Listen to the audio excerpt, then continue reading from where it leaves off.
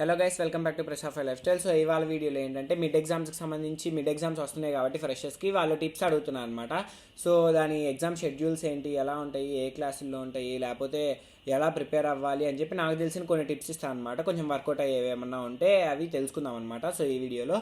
So దానికంటే ముందు చాలామంది సబ్స్క్రైబ్ చేసుకోకుండా చూస్తున్నారు కాబట్టి సబ్స్క్రైబ్ చేసుకోండి, లైక్ చేయండి వీడియోకి. మీ ఫ్రెండ్స్ కూడా చాలామంది మిడ్ ఎగ్జామ్ రాస్తూ ఉంటారు కాబట్టి వాళ్ళకు కూడా షేర్ చేయండి, యూజ్ అయ్యే ఛాన్స్ ఉంటుంది. So let's roll the intro.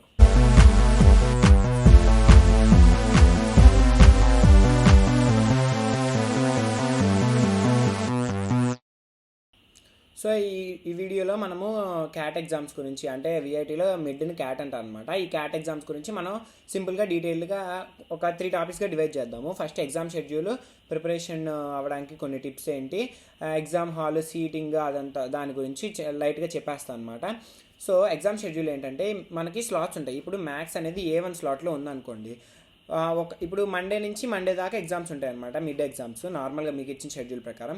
So Monday, Tuesday, Wednesday, Thursday, Friday, Saturday. Monday A1 A2, Tuesday B1 B2, Wednesday C1 C2, అలాగా ఒక్కొక్క రోజు ఒక్కొక్క స్లాట్ ఉంటుంది అనమాట. మండే ఏ స్లాట్వి 2 ఉంటాయి.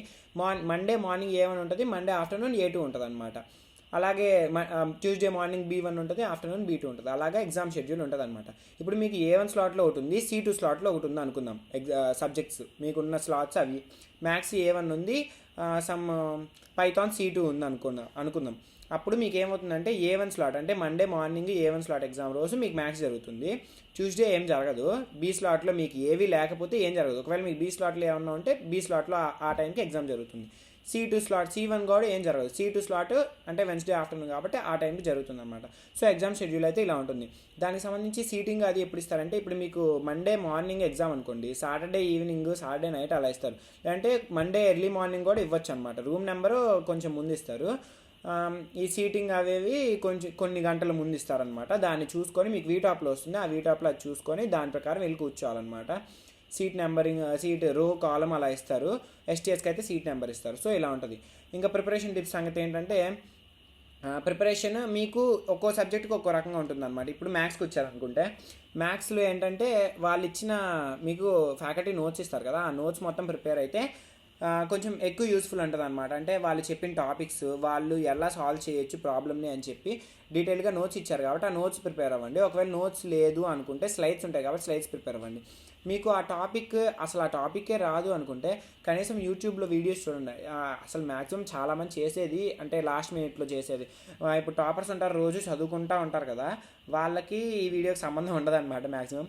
ఎందుకంటే వాళ్ళు రోజు చదువుతూ ఉంటారు కాబట్టి అలా వాళ్ళకి వచ్చేసిద్ది, తప్పలేదు. ఇప్పుడు ఒక రోజు ముందు, ఒక వారం ముందు, లేదంటే కొన్ని రోజుల ముందు స్టార్ట్ చేసే వాళ్ళకనమాట. అప్పుడు ఏమైంది, వాళ్ళు యూట్యూబ్లో వీడియోస్ చూడండి. యూట్యూబ్లో వీడియోస్ చూసి మీకు వీలైనంత వరకు నోట్స్ రాసుకోవడానికి ట్రై చేయండి. ఫస్ట్ ఒకసారి PYQs చూడండి. మీరు ఆ టాపిక్ తెలుసుకున్న తర్వాత PYQs చూడండి. ఇప్పుడు డిఫరెన్షియేషన్ అనే టాపిక్ ఉంది, ఎగ్జాంపుల్ చెప్తున్నా, మీకు అది ఉందో లేదో నాకు తెలియదు. ఆ డిఫరెన్షియేషన్ అనే టాపిక్లో ముందు ఒకసారి యూట్యూబ్లో వీడియోస్ చూడండి. లేదంటే ముందు మీ ఫ్యాకల్టీ ఇచ్చిన టాపిక్స్ ఏంటో అవి చూసుకోండి. అది అర్థం కాకపోతే అప్పుడు యూట్యూబ్లో చూడండి. మ్యాథ్స్ గురించి చెప్తున్నాను. ఇప్పుడు పైథాన్ అనుకోండి, పైథాన్లో మీకు టాపిక్స్ గురించి ఐడియా ఉంటుంది, బేసిక్ టాపిక్స్ గురించి ఐడియా ఉంటుంది కదా. అట్లా ఐడియా ఉంటే ముందు PYQs చూడండి. వీపాత్ అని ఒక వెబ్సైట్ ఉంటుంది అనమాట. ఆ వీపాత్లో ఏంటంటే ప్రీవియస్గా రాసిన ఎగ్జామ్స్ అన్నిటి క్వశ్చన్ పేపర్స్ దాంట్లో ఉంటాయి. దాన్ని చూస్తే మీకు ఏమైందంటే అసలు క్వశ్చన్ పేపర్ ఎలాగిస్తున్నారో అని ఒక ఐడియా వచ్చింది అనమాట. ఆ ఐడియా తెలుసుకున్నారంటే మీకు ఎలా ప్రిపేర్ అవ్వాలి అని ఒక ఒక స్ట్రక్చర్ వస్తుంది అనమాట. అప్పుడు మీరు ఈజీగా ప్రిపేర్ అవ్వగలరు అనమాట. అప్పుడు ఇంకా అలాగా అది చూసుకోండి ఒకసారి. అది చూసుకొని ఇంకా మీకు ఇంకా ఏమైనా టాపిక్స్ డౌట్లు ఉన్నాయి, ఇప్పుడు ఫిజిక్స్లో ఈ టాపిక్ ఉంది, కెమిస్ట్రీలో ఈ టాపిక్ ఉంది అనుకున్నాను అనుకోండి. ఇప్పుడు కెమిస్ట్రీలో ఎన్విరాన్మెంటల్ కెమిస్ట్రీ కొన్నిసార్లు అర్థం కాకపోవచ్చు. అప్పుడు ఏం చేస్తారు, యూట్యూబ్లో చూడండి. ఆ టాపిక్ కొట్టంగానే మీకు అంటే ఇన్ తెలుగు అనో మీ ఇంగ్లీష్ అనో అట్లా ఏదో ఒకటి కొడితే మీకు ఎఫిషియెంట్ వీడియోలు వస్తాయి. మీకు ఏది బాగా అర్థమైందో అది చూసుకోండి. ఒకసారి టిప్స్ ఒక చిన్న షార్ట్ నోట్స్ లాగా ఏదైనా రాసుకొని మీకు గుర్తుండే విధంగా గుర్తుంచుకోవడానికి ట్రై చేయండి మ్యాక్సిమం. ఇంకా ఫిజిక్స్ అంటారా, ఫిజిక్స్ అయితే నాకు తెలిసి మ్యాక్సిమం మాకు ఇచ్చిన ప్రకారం అయితే వాళ్ళు ఇచ్చిన ప్రాబ్లమ్స్లోంచే సగం రకాలు వస్తాయి అనమాట. ఇంకా దాని గురించి కొత్తగా చెప్పేది ఏమి ఉండదు. వాళ్ళు ఇచ్చిన దాంట్లోంచే మ్యాక్సిమం వస్తాయి. వాళ్ళు ఇచ్చిన స్లైడ్స్లోనో క్వశ్చన్ పేపర్స్లోనో. అలాగా PYQs అయితే చాలాసార్లు రిపీట్ అయినాయి కూడా. ఒకవేళ మీకు గ్రేడింగ్ సిస్టమ్కి వచ్చేస్తే, ఇప్పుడు మీరు ఫస్ట్ ఎగ్జామ్ పేపర్స్ రాసేశారు, మీకు అందరూ ఒక రకంగా అది టఫ్గా వచ్చింది ఆ షిఫ్ట్, ఇంకా సరిగ్గా రాలేదు.